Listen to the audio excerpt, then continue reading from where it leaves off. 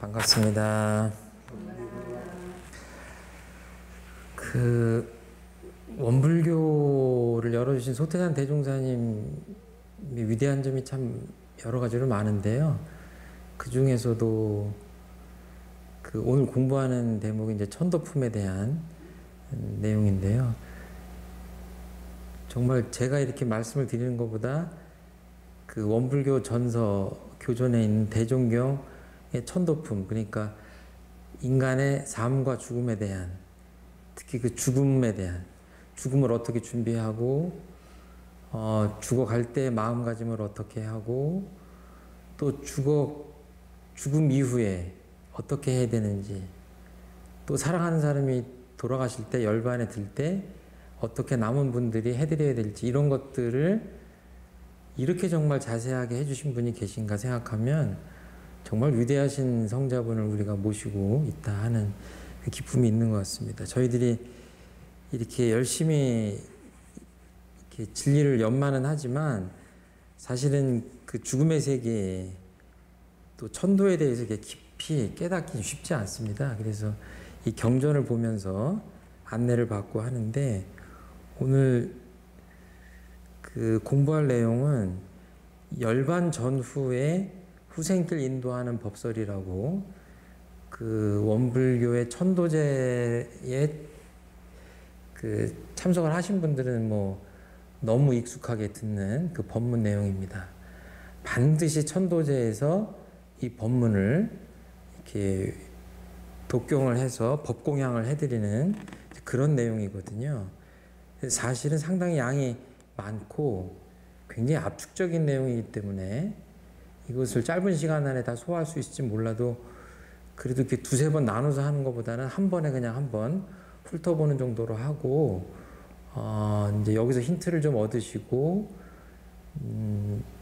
스스로 좀 공부를 하시고, 이제 가까운 교당의 교무님께 이제 배움을 청하는 그런 기회가 됐으면 좋겠다, 이렇게 생각을 합니다. 제가 지금 옆에 사과 그림을 하나 갖고 나왔는데요.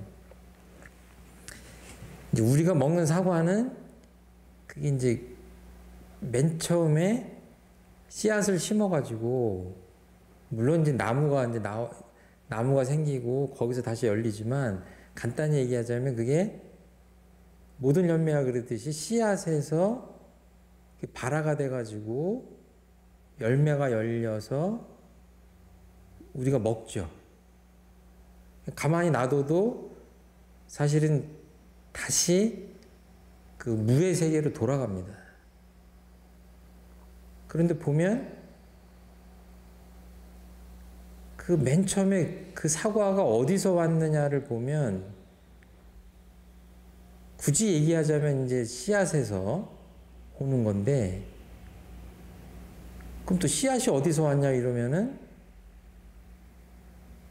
이 끝도 없이 이렇게 대답을 해야 되는, 어떻게 보면 알 수 없는 곳에서 온 것이고, 그러면 우리가 이렇게 사과를 이렇게 잘라서 먹으면은 씨앗이 나오는데,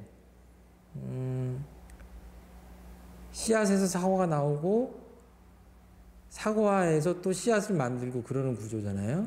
그런 순환되는 이치가 있는데, 씨앗을 사과가 남긴다고 하는 것은 어떻게 보면 사과가 죽어가면서 씨앗을 준비하면서 다음 생을 준비한다고 봐도 되지 않을까.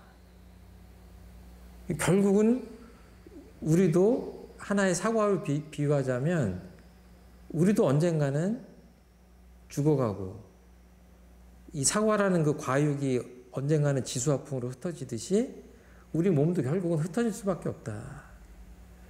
그러면 과연 사과는 계속 열리는데 나는 어떻게 될 것이냐. 그렇게 생각한다면 나한테도 어떤 씨앗이 있을 거 아니냐. 이제 이것을 진정한 어떤 생명, 영혼, 이런 것들은 사라지지 않는다라고 표현을 하는데, 말씀을 하시는데, 사과는 씨앗이 눈에 보이니까 그것을 이해하기 어렵지 않은데, 인간은 그 보이지 않는 어떤 씨앗을 상정해야 되기 때문에 그것이 참 쉽지가 않다. 그렇지만 우리에게도 계속 윤회전생하는 그 씨앗이 있다고 보고 이 천도품에서 생사에 대한 이야기를 쭉 이렇게 해주고 계십니다.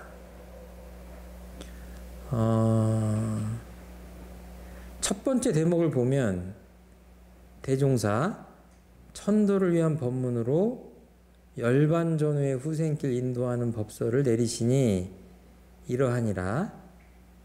그러니까 죽음을 앞두고 그 죽어가는 열반에 드는 그 사람들한테 공통적으로 꼭 해주고 싶은 말씀을 해주신 내용이 여기에 담겨 있는 거죠. 첫 번째 대목이 뭐냐면 아무야 정신을 차려 나의 말을 잘 들으라. 그러니까 저희들이 천도제를 모실 때는 그러죠. 이름을 부르면서 아무개 영가시여 정신을 차려 부처님의 법문을 잘 들으소서 이렇게 하면서 시작을 합니다.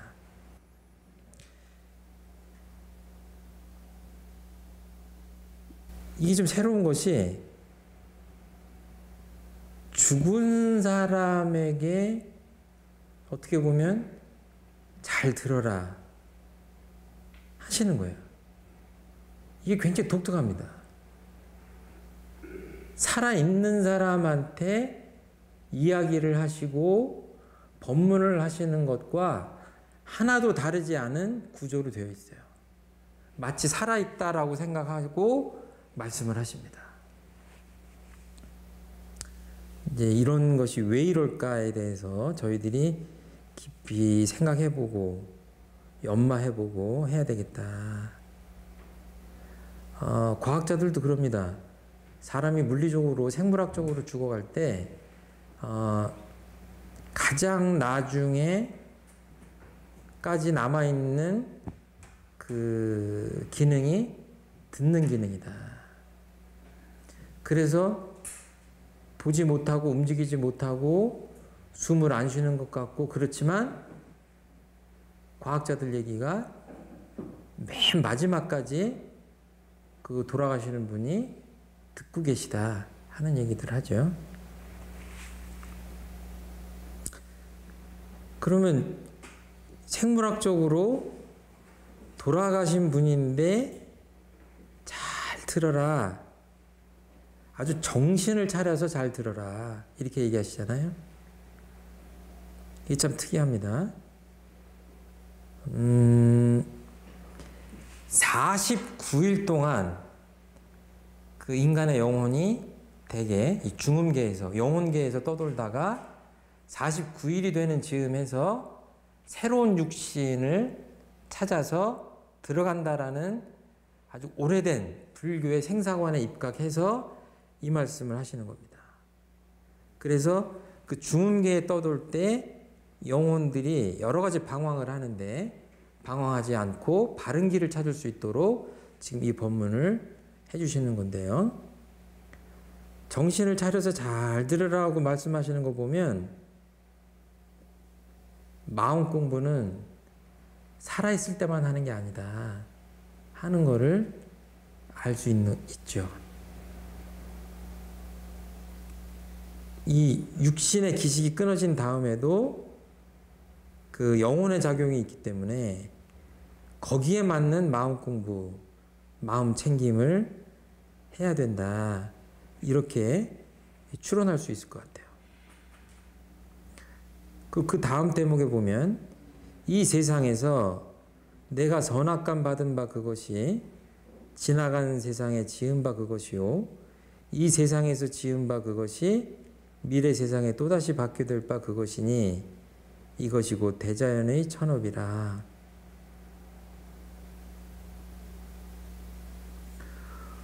돌아가신 분한테 잘 들으라고 하신 다음에 첫 번째 뭐라고 하시냐면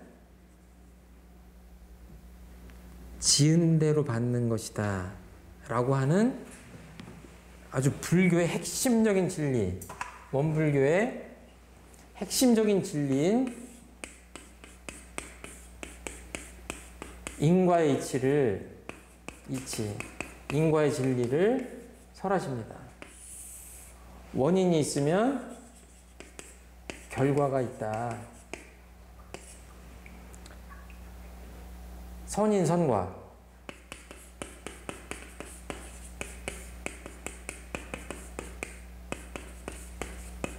뭐 여러 번 제가 여기다 칠판에 썼는데요.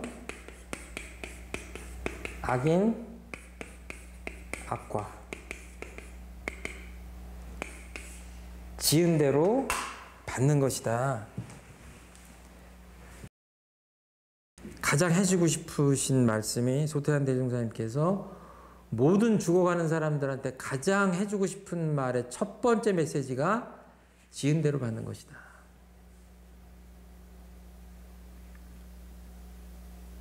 이게요, 참 간단한 것 같으면서 간단치 않습니다. 받아들이기가 쉽지 않습니다.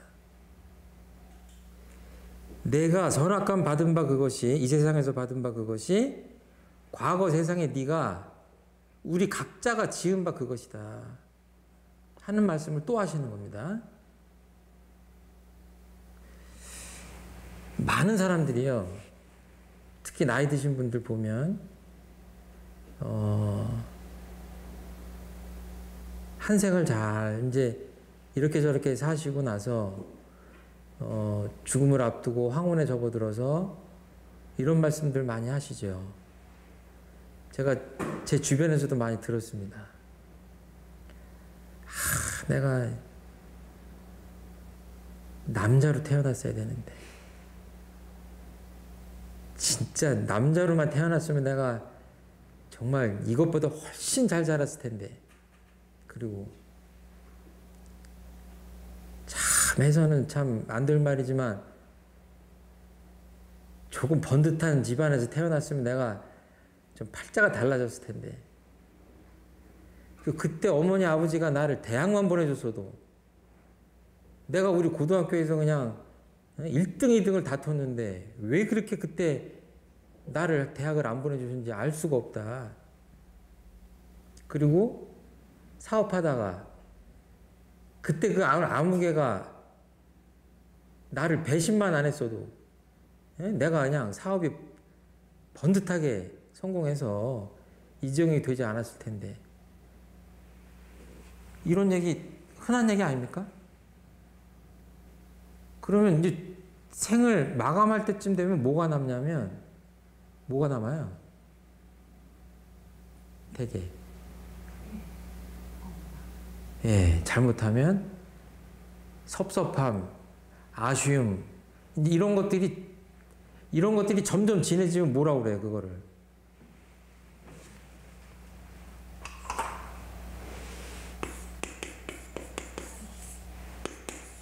한 맺힌다고 그러죠.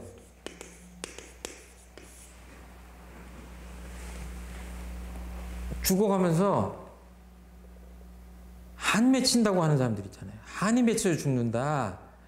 좋아요, 안 좋아요? 제일 안 좋은 거죠. 제일 안 좋아요.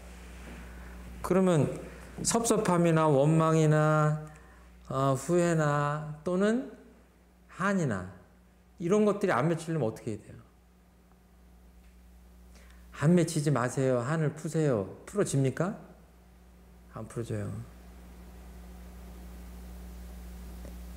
아주 냉정한 사실을 직면하고 받아들여야 됩니다. 그게 뭐냐? 내가 지은 대로 받은 것이다. 이게 굉장히 괴롭습니다. 제가 말하기도 괴로운데, 예를 들어서 아까 그렇게 부모님을 탓하는 사람한테 그러면 그 부모님한테 안 태어나시면 되죠. 예? 그리고 사기당한 사람한테 그러니까 좀 조심을 하시고 사람을 믿을 사람 믿고 안 믿을 사람 안 믿으셔야죠. 예? 그리고 대학을 좀 보내주는 부모님을 만나시면 좋잖아요. 이렇게 얘기하면 어떻게 되겠어요? 내가 욕먹을 것 같아, 그죠? 그런데 인과의 이치로 보면 그냥 이런 것들을 받아들여야 된다. 그래야 어때요?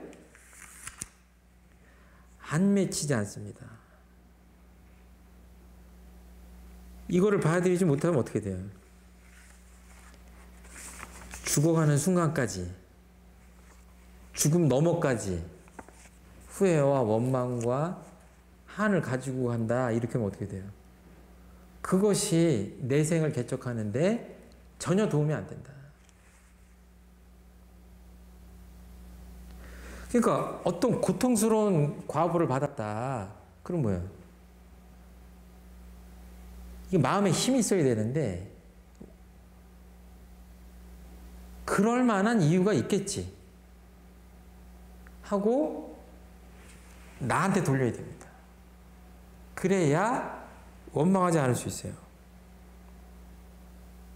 그리고 아주 행복하게 다른 사람보다 큰 노력을 하지도 않았는데 좋은 조건을 누리고 행복하게 살고 복이 많다. 그럴 때도 마음가짐이 어때요? 잘못하면 뭐 내가 지어서 받는 건데 그렇게 자만할 수 있죠. 근데 그런 것이 아니라 겸손하게 타락하는 마음이 아니라 미래를 준비하는 마음도 이 인과의 이치를 알아야 가능하다. 이 세상에서 지은 바 그것이 미래 세상에 또다시 받게 될 바 그것이니 같은 거예요? 같은 거예요. 지금, 과거, 현재, 미래 이렇게 있잖아요.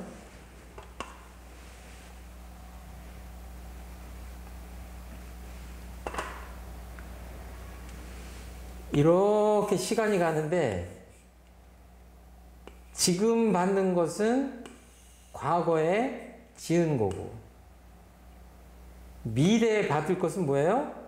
지금 내가 짓는 것이고. 그런데 저번에 그랬죠. 내가 지금 뭔가를 열심히 지었는데 왜 나한테 뭔가 안 오지? 그러면 그때 어떻게 생각하라고요? 오는 중이다. 오는 중이에요. 여기도 뭐예요? 열매가 맺히는 중이에요. 그러니까 뭐예요? 원망할 것이 하나도 없어요. 내가 지금 아주 유념해서 열심히 지금 현재를 잘 살면 돼요. 과거에 대한 생각을 자꾸 하면 할수록 뭐예요? 현재가 부실해져요. 과거에 발목 잡혀요. 이거를 바라시는 게 아니에요.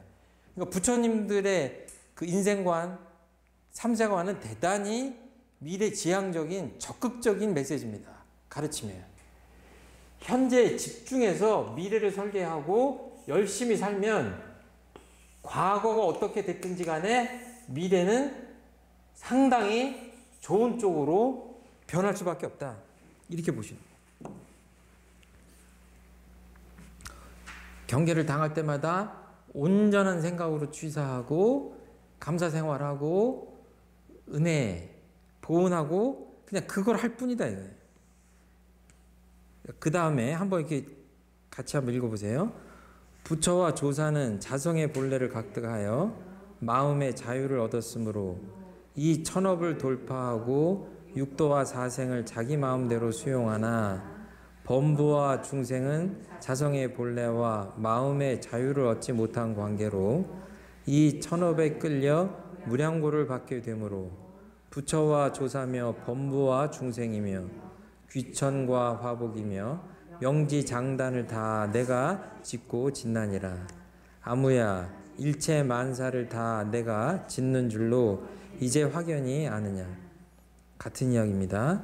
근데 여기서는 이제 자성의 본래를 각득하여 하는 표현이 나오는데요. 이거는 뭐 그동안 많이 하셨지만 자성이라는 이건 이제 성품을 얘기합니다.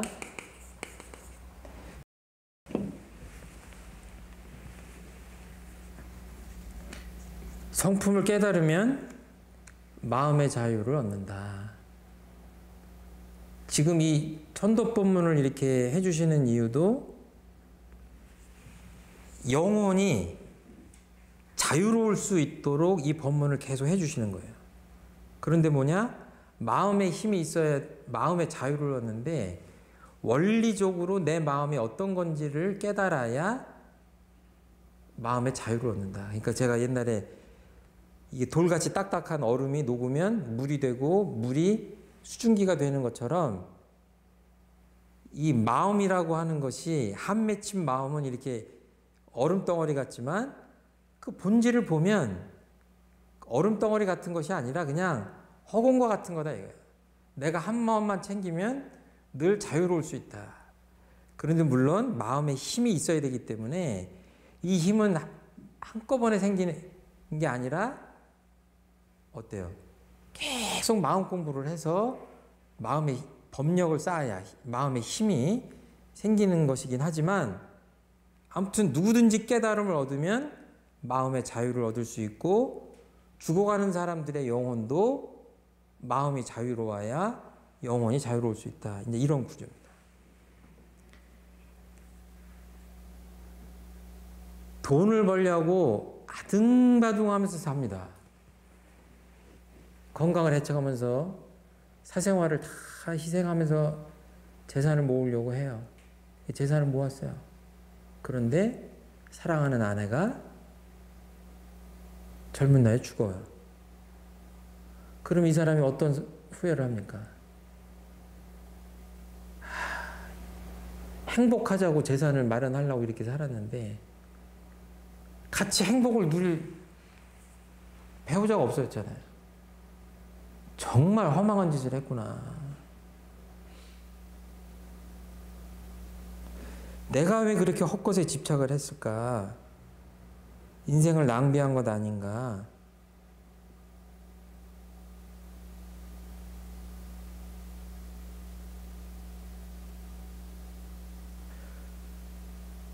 본인이 그렇게 생각했기 때문에 한 마음을 그렇게 먹었기 때문에 그렇게 살았잖아요. 그렇죠?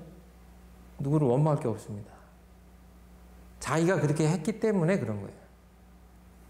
그러니까 재산을 얻는다고 하더라도 하긴 하지만 주변을 돌봐야 되고 후회하지 않을 만큼 해야지 맞겠죠. 강이 있는데 이쪽에 재난이 곧 닥치게 됐어요. 근데 이 차가운 물을 건너야 돼요. 이 재난을 피하기 위해서 이쪽으로 가면 안전하게 안락하게 쉴 수 있는 곳이 있어요. 그런데 어때요?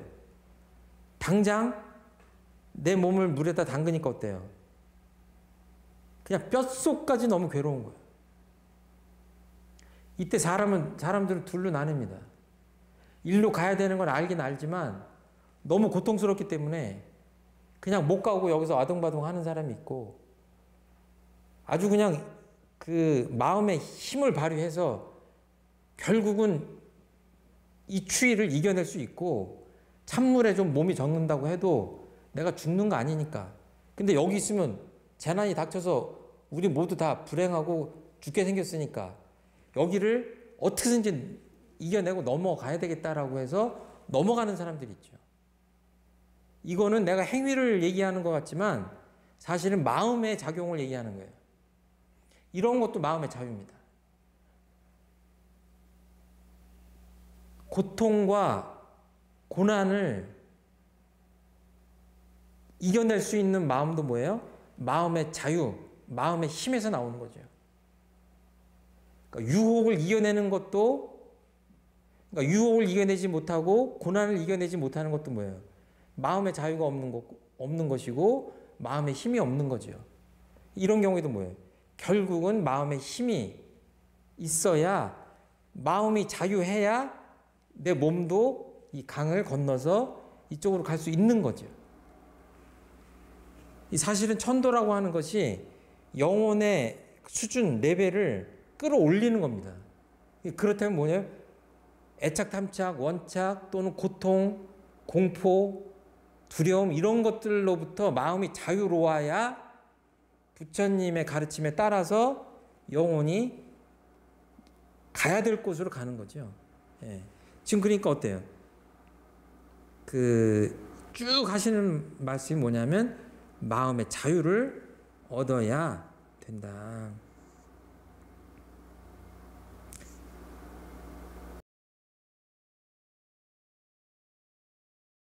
육도와 사생을 자기 마음대로 수용한다. 이제 육도는 예전에 했기 때문에 시간 관계상 제가 생략하겠습니다. 천상, 인도, 수라, 악귀, 축생, 지옥 이렇게 해서 그 모든 존재를 6가지 등급으로 나눈 이제 그런 부처님의 방식인데, 또 사생이라고 하는 거는 생물을 테란스파, 뭐 알로 태어나기도 하고 태로 태어나기도 하고 뭐 이런 것을 4가지로 나눴는데, 이거는 어떻게 보면 영혼의 레벨, 수준 또는 이 육신의 어떤 그 여러 가지 그 형태, 그러니까 모든 생명 있는 존재들이 이 육도와 사생으로 다양하게 나눠져 있는 거죠. 근데 결국은 부처님들과 보살님들은 육도와 사생을 자기 마음대로 수용할 수 있는 심신의 자유라고 하는 아주 극한의 자유까지 갈 수 있다라고 말씀하시는 거예요. 그러니까 이것은 우리 보통 사람들이 가늠할 수 없는 것인데 거기까지 갈 수 있다. 아주 궁극적인 자유까지 얻을 수 있다라고 말씀하시는 거예요. 그렇지만 그 시작은 뭐냐면 지은 대로 받는다라고 하는 과거로부터의 자유, 그것을 받아들이고 내가 지금 마음을 어떻게 쓰느냐에 따라 내 미래가 달라진다라고 하는 마음의 원리를 받아들여야 이 심신의 자유가 가능하다, 이렇게 보시는 거예요. 자, 그래서 귀천과 화복과 명지장단, 귀천 아시죠? 귀하고 천하고. 재벌가의 막내 아들로 태어나는 사람도 있고, 아무리 뛰어나지만 정말 너무나 정말 삼시세끼를 먹기 힘든 가난한 집에 태어날 수도 있고 그러잖아요. 선진국에 태어날 수도 있고, 정말 어디라고 말하기는 좀 그렇지만 정말 저 오지에서 태어나자마자 죽을 수밖에 없는 그런 어려운 곳에 태어나는 사람들도 있지 않습니까? 이 지구상에. 화복도 마찬가지죠. 어떤 사람은 수십 년씩 죄를 지어서 감옥 생활을 하는 사람이 있는가 하면, 어떤 사람은 평생을 행복하게 복이 많게 그렇게 살아가는 사람도 있는 게 현실이잖아요. 그리고 어떤 사람은 이렇게 요절을 해서 건강한데도 비명 행사하는 사람이 있고, 어떤 사람은 그냥 행복하게 장수해서 천수를 누리는 사람들이 있고, 이런 것들이 다 틀리다. 우리들이 다 그렇게 행복하게 살면 좋겠지만 그렇게 되질 않는 거죠. 왜 그러느냐? 다 내가 짓는 것이다. 이 말씀을 계속 하시는 거예요. 애착 탐착하면요 보이지 않습니다. 다른 사람들이 보이지 않아요. 다른 것들이 보이지 않아요. 예를 들어서 여기 10,000송이의 꽃이 피었는데 유독 한 꽃송이에만 내가 애착을 갖고 있다고 한다면 이 10,000,000송이의 꽃들은 보이지 않습니다. 그리고 어떤 억울한 원망스러운 것에 한번 마음이 꽂히면요 나머지 감사함도 보이지 않습니다. 이게 자성광명을 덮어버리죠. 이게 제일 부처님들께서 경계하시고 여기서부터 해방되라고 하는, 해탈하라고 하는 것이 그런 거예요. 그래야 마음의 자유를 얻을 수 있다. 그러니까 남 탓하지 말고 지나간 것들은 인정하고 받아들이고 툴툴 털어버리고, 그렇게 애착 탐착 원망하는 마음 이런 것들을 버리면 그 다음에 남는 것이 자유로운 마음이니까 그 마음으로 다음 생을 준비해야 된다, 이렇게 보시면 됩니다. 그 다음 또 읽어볼까요? 아무야 또 들으라. 생사의 이치는 부처님이나 내나 일체 중생이나 다 같은 것이며 성품짜리도 또한 다 같은 본연 청정한 성품이며 원만 부족한 성품이니라. 성품이라 하는 것은 허공의 달과 같이 참 다른 허공에 홀로 있건만은 그 그림자 다른 일천강에 비치는 것과 같이 이 우주와 만물도 또한 그 근본은 본연 청정한 성품짜리로 한 이름도 없고 한 형상도 없고 가고 오는 것도 없고 죽고 나는 것도 없고 부처와 중생도 없고 허무와 정멸도 없고 없다 하는 말도 또한 없는 것이며 유도 아니요 무도 아닌 그것이나. 예, 여기까지요. 그러니까 이제 성품이 뭐냐, 그 견성을 한다고 하는 것을 성품을 봤다, 깨달았다 이렇게 표현하는데, 그 보이지도 않는 성품을 어떻게 보냐 이럴 수 있기 때문에 이제 그 설명을 쭉 해주시는 거예요. 그러니까 이 세상에 수많은 강물이 있는데 밤하늘에 보름달이 이렇게 둥그렇게 뜨면 그 1000개, 10,000개의 강물에 그 달이 뜨지 않습니까? 똑같이. 그러니까 우주 만물이 다 이름이 각각이고 하지만 그 근본되는 그 성품이라고 하는 것은 눈에 보이지 않지만 마치 비유하자면 달과 같이 하나의 근본되는 그 무엇이 있다 라고 얘기하시면서 아주 그 예를 들어가면서 말씀을 하시는 겁니다. 자, 꼭 한번 불러봐 주세요. 맨 처음에 뭐가 없다고 그랬어요? 형상도 없고 맨 처음에 한 이름도 없고, 예, 이름도 없고. 그러니까 뭐 최씨, 김씨, 박씨 이렇게 나누잖아요. 이씨, 예? 이렇게 나누는 게 뭐예요? 요걸 경계라고 그래요. 예?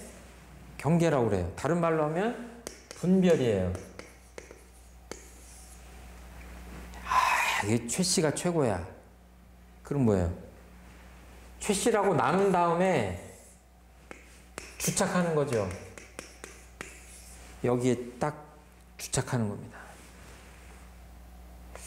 내가 사기꾼을 일생을 통해서 지독한 사기꾼을 3명 만났는데 다 김씨였어.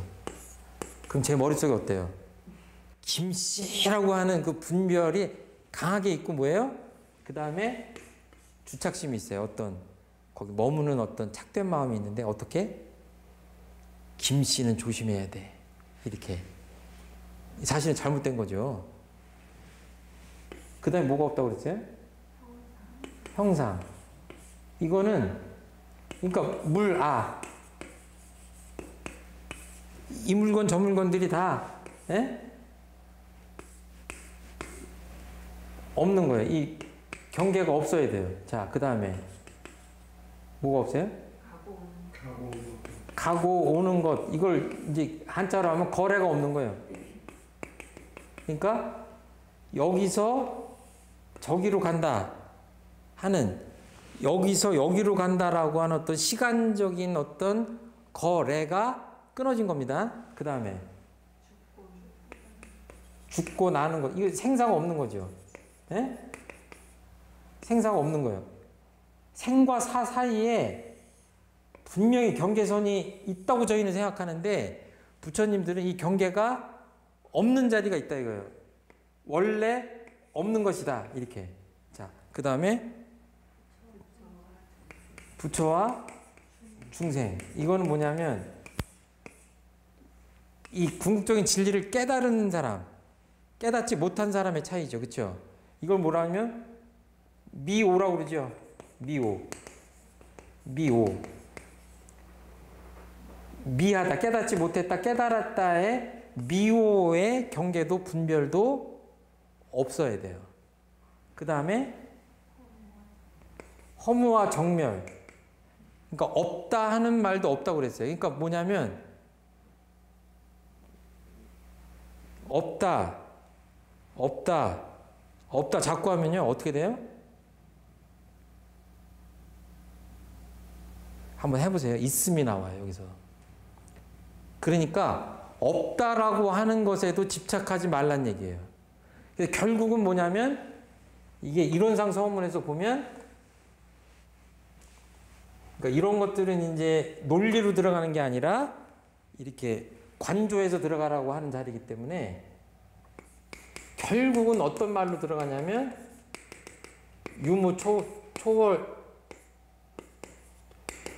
유무초월이라고 하는 표현이 나오는데 유와 무를 초월한다라고 하는 표현이 이론상 서문에 나오는데 한 말로 줄이면 이게 유무초월이에요. 그러면 반야심경식으로 하자면 뭐예요? 색즉 시공, 공즉 시색이에요. 예? 이거는 있는 것이고 유고, 공은 없는 것이다 하면 공과 색이 둘이 아니다. 이 세 개를 그러니까 뭐예요? 내 의식 수준이 그 자리로 들어가면 그때가 성품 자리를 본 것이다라고 거꾸로 보시면 돼요. 근데 아무리 생각해도 최 씨는 최 씨고 김 씨는 김 씨고 어떻게 둘이냐? 그 남자는 남자고 여자는 여자지 어떻게 둘이 하나냐? 이렇게 생각하면 뭐예요? 견성을 못했다 이렇게 생각하시면 돼. 그러면 이제 이 생사에 막히는 겁니다. 자, 이게 제가 가끔 이런 표현을 쓰는데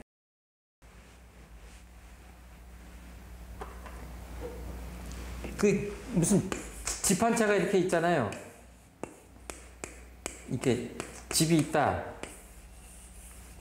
빌딩이 뭐 2층, 3층 양옥짜리 있는데 지하 1층이 또 있어요. 지하 1층, 여기 3층. 다시 져요, 이 집은. 부시고 다시 져요. 근데 어떤 사람은 돈이 없다고 2층, 3층만 없애요. 어떤 사람은 이 지상에 나온 것만 없애. 어떤 사람은 지하 1층까지 다 캐내.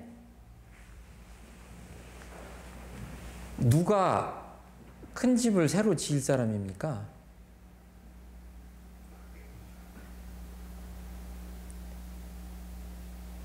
완전히 기초까지 다 캐내는 사람이 1층까지 다 캐내는 사람이 완전히 새로운 집을 짓는 사람이에요. 이 말씀을 왜 드리냐면 이렇게 없다라고 하는 게 뭐냐면 우리 의식에 사로잡혀 자리 잡고 있는 고정관념과 나를 자유롭지 못하게 하는 어떤 이런 생각들, 관념들 이런 것들을 뭐예요? 완전 무결하게 원래 없던 자리로 돌려라. 그냥 그 태초에 그 자리로 성품 자리로 돌려라. 그래야 이 죽음이 새로운 출발, 새로운 뭔가 그잖아요. 더 멋있고 좋은 집을 질 수 있는 그런 계기가 된다. 근데 그냥 다 부서진 집을 그냥 이렇게 해서 페인트 칠만 하든지 그냥 안에만 조금 이렇게 허물어가지고 리모델링 하든지 그런 거예요. 그냥 그 집이 그 집이에요. 근데 이번 기회에 그냥 한번 완전히 새롭게 한번 짓겠다 그러면 뭐예요? 이 건물을 다시 밑바닥까지 싹 드러내는 것처럼 우리들의 의식 수준도 이 열반의 시기를 당해가지고 완전히 무의 세계로 한번 돌아가라. 여태까지 쌓았던 것들은 그 애착, 탐착, 원착 이런 것들은 싹 비워보자. 그렇게 말씀하시는 겁니다.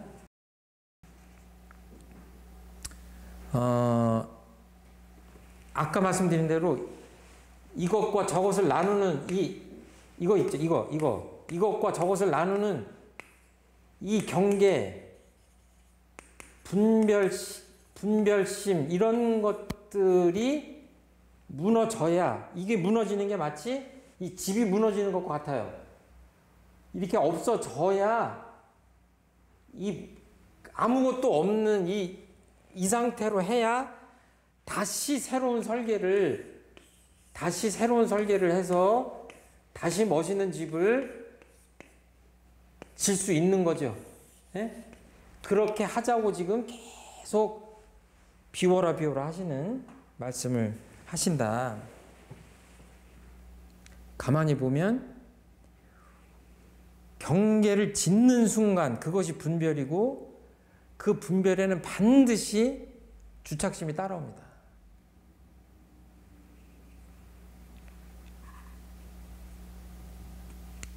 그 다음 그 중에서 그 있는 것이 무의와 자동적으로 생겨나 우주는 성주계공으로 변화하고 만물은 생로병사를 따라 육도와 사생으로 변화하고 1월은 왕래하여 주야를 변화시키는 것과 같이 너의 육신 나고 죽는 것도 또한 변화는 될지언정 생사는 아니니라. 아무야 듣고 듣느냐 이제 이 성품짜리를 확연히 깨달아 알았느냐.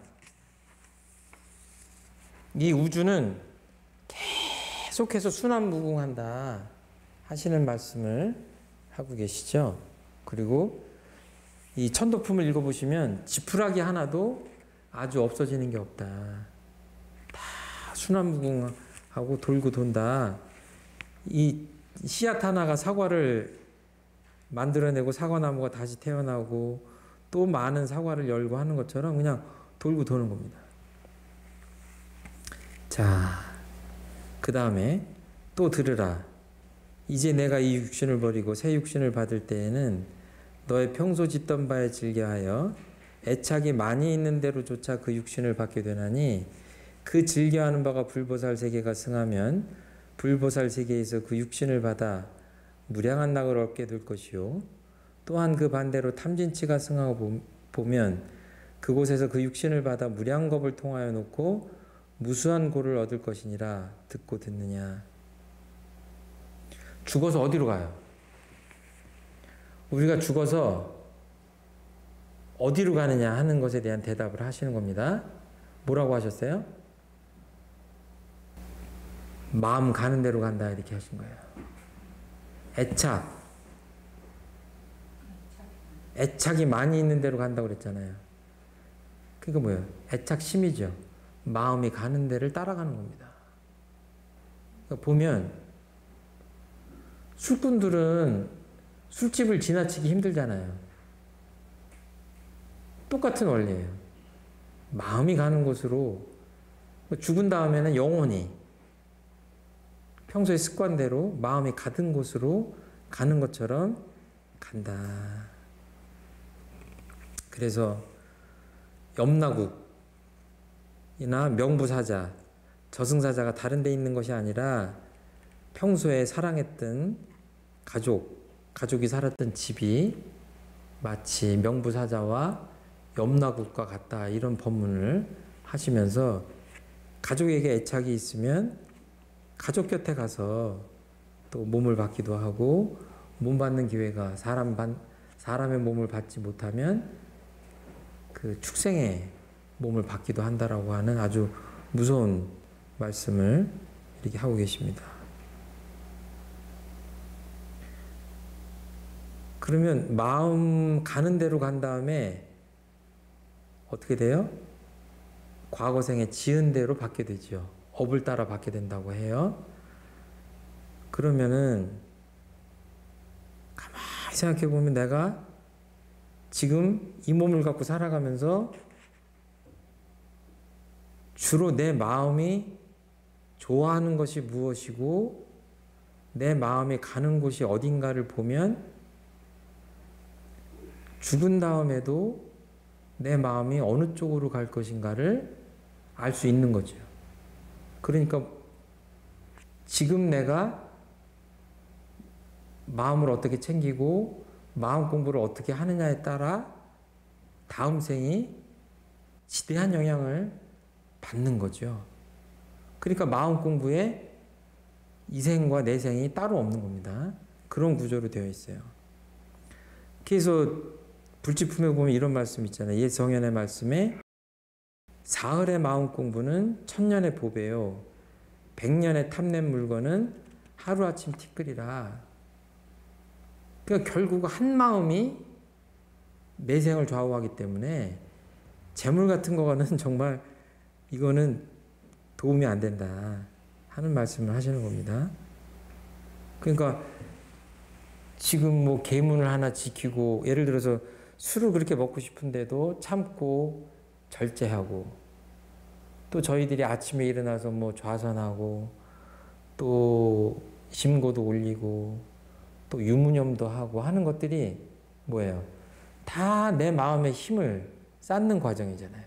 그런 것들이 쌓여가지고 열반시에 다음 생으로 갈 때에 내 어디로 갈 것인가를 결정한다.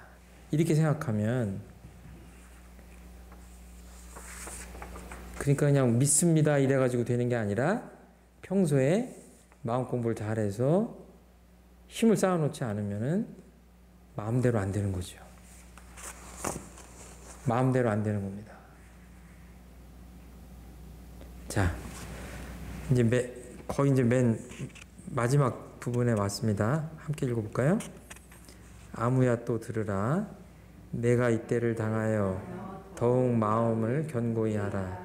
만일 홀이라도 애착 탐착을 여의지 못하고 보면 자연히 악도에 떨어져 가나니 한 번 이 악도에 떨어져 가고 보면 어느 세월에 또다시 사람의 몸을 받아 성현의 회상을 찾아 대업을 성취하고 무량한 회복을 얻으리요. 아무야 듣고 들었느냐. 계속해서 잘 들으라고 하시고 잘 듣고 있느냐고 이렇게 물어보시잖아요. 왜 그러신 거예요? 아이들이 철모르는 아이들이 이렇게 길을 가는데 위험에 빠지려고 그러면은 멀리서 보고 있던 부모님이 뭐라 그래요? 야, 아무개야, 오른쪽으로 가지 말고 왼쪽으로 가 이러잖아요. 거기 서 이러잖아요. 아이가 그 얘기를 안 들으면 어떻게 됩니까? 악도에 빠지는 거죠. 고통의 구렁텅이에 빠지는 겁니다. 그러니까 계속 부처님께서 이 진리에 바탕한 말씀을 하시면서 잘 들으라고 하시는 거예요. 그 한 마음, 잘 듣는, 온전하게 부처님 말씀을 들어야 운명이 바뀌는 겁니다. 그러니까 길을 가다가 요새는 내비게이션이 있으니까 그렇지만 길을 가다가 모르면 어때요? 차를 세워놓고 전화를 해서 물어보잖아요. 이렇게 가다 보니까 모르는 데 나왔는데 여기서 어디로 가야 돼? 그러면 그 길을 잘 아는 사람이 뭐라고 그래요? 그 옆에 뭐가 보여? 그러면 무슨 보험회사도 있고 옆에 보니까 주유소도 있고 그러네. 그럼 이렇게 얘기하면 그러면 거기서 우회전 해가지고 이렇게 가. 길 아는 사람이 가르쳐주면 어때요? 그 얘기 잘 들어서 가야죠. 그러니까 살아생전에도 가만히 보면 그때 옛날에 부모님이 그렇게 하라고 했을 때 그 말을 들을 걸 그렇게 후회하는 경우 있잖아요. 똑같아요. 굉장히 중요한, 그러니까 영혼이 떠돌다가 49일 동안 떠돌다가 새로운 육신을 찾아 들어가서 새로운 인생을, 새로운 삶을, 뭐가 될지 모르지만 육도 사생 중에 새로운 어떤 생을 살아가야 되는 그 중요한 시기에 뭐냐면 가장 중요한 거는 이 진리를 깨달으신 부처님, 이런 분들의, 성현님들의 이 말씀을 잘 따르는 겁니다. 그래서 맨 끝에 다시 한번 당부를 하는 거죠. 그러니까 이때가 어떤 때예요? 새 몸을 받으려고 하는 순간입니다. 다음 생으로 넘어가는 순간이에요. 윤회 전생하는 그 타이밍입니다. 그때의 마음가짐이 대단히 중요하다. 그 한 마음 따라 운명이 바뀐다. 악도와 선도의 분기점이다. 그러니까 어느 세월에 또다시 사람의 몸을 받아. 그러니까 수십억 인류가 있기 때문에 그냥 사람으로 태어나서 사는 것이 당연하다고 생각하는 경우가 너무 많잖아요.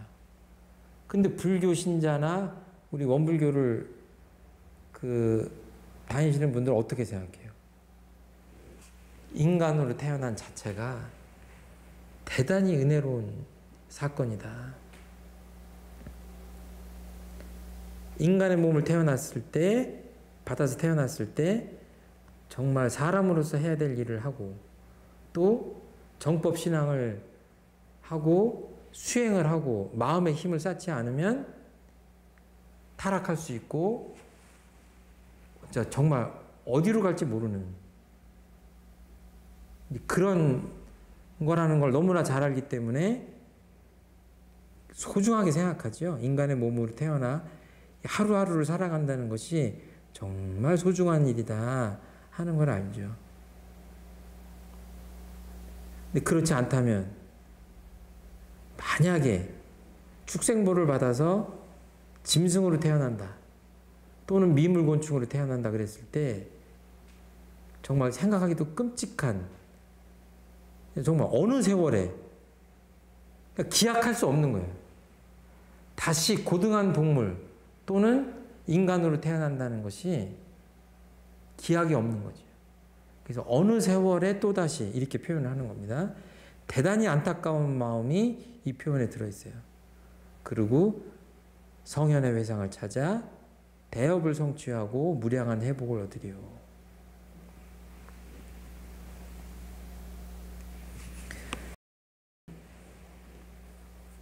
어디서 태어날지 모른다 이렇게 생각하면 우리가 참 모골이 송연하다고 하지요. 이 하루하루 살아가는 것을 다시 한번 생각할 수밖에 없는 것 같습니다. 그리고 저희들은 이제 부처님이나 성현님들의 가르침을 만나기가 그렇게 흔한 일이 아니다. 이런 사실을 다시 한번 상기해야 될 것 같습니다. 인간으로 태어나기도 힘든데 인간으로 태어나서 과연 어떤 일을 하고 어떤 공부를 하고 어떤 신앙과 수행을 하고 사는지는 정말 수십억 인류가 있지만 참 각자 다르다 이렇게 생각할 수 있죠. 어떻게 해야 진급하는 삶을 살 수 있을까에 대해서 다시 한번 생각해 봐야 될 것 같아요. 소태한 대종사님 이런 말씀을 하십니다. 마무리 말씀으로 전해드립니다. 범상한 사람들은 보통 사람들이죠. 현세에 사는 것만 큰일로 알지만은 지각이 열린 사람들은 죽는 일도 크게 안 하니 그는 다름이 아니라 잘 죽는 사람이라야 잘 나서 잘 살 수 있으며 잘 나서 잘 사는 사람이라야 잘 죽을 수 있다는 내역과 생은 사의 근본이요 사는 생의 근본이라는 이치를 알기 때문이니라. 그러므로 이 문제를 해결하는 데에는 조만이 따로 없지만은 나이가 40이 넘으면 죽어가는 보따리를 챙기기 시작하여야 죽어갈 때 바쁜 걸음을 치지 아니하리라. 잘 나서 잘 살아야 잘 죽고, 요새 웰다잉이라는 말이 있는데 잘 죽어야 다시 잘 태어나서 잘 살 수 있다라고 이렇게 둥그렇게 서로 물고 물리고 이렇게 돌고 도는 이치를 말씀을 하시면서 나이가 40이 넘으면 죽어가는 보따리를 챙겨야 된다. 그러니까 뭐예요? 죽음을 준비해야 된다 하는 말씀을 하십니다. 그냥 바쁘게 그 대종사님의 생사관이 담겨있는 열반전후의 후생길 인도하는 법설이라는 그 천도품의 5장 말씀을 좀 전해드렸는데요. 너무 이제 제가 부족하게 이렇게 훑었기 때문에 꼭 이렇게 천도품을 읽어보시고 이 대목도 이왕이면 하루에 한 번 정도는 주무시기 전에 한 번 이렇게 봉독을 하시면 생과 사의 문제를 연마하고 준비하는데 큰 도움이 되지 않을까 이렇게 생각을 합니다. 다시 한번 말씀드리지만 소태한 대종사님처럼 생과 사에 대해서 이렇게 자세하게 구체적으로 진리를 설명해 주신 분은 흔치 않은 것 같습니다. 희유하신 분이신 것 같아요. 대종경의 그 가르침이 구체적으로 담겨 있기 때문에 꼭 이제 오늘 제 말씀을 이렇게 들으시는 분들은 꼭 대종경의 천도품 법문을 공부를 좀 해주셨으면 좋겠다 하는 말씀 드리고 오늘 시간 마치도록 하겠습니다. 감사합니다.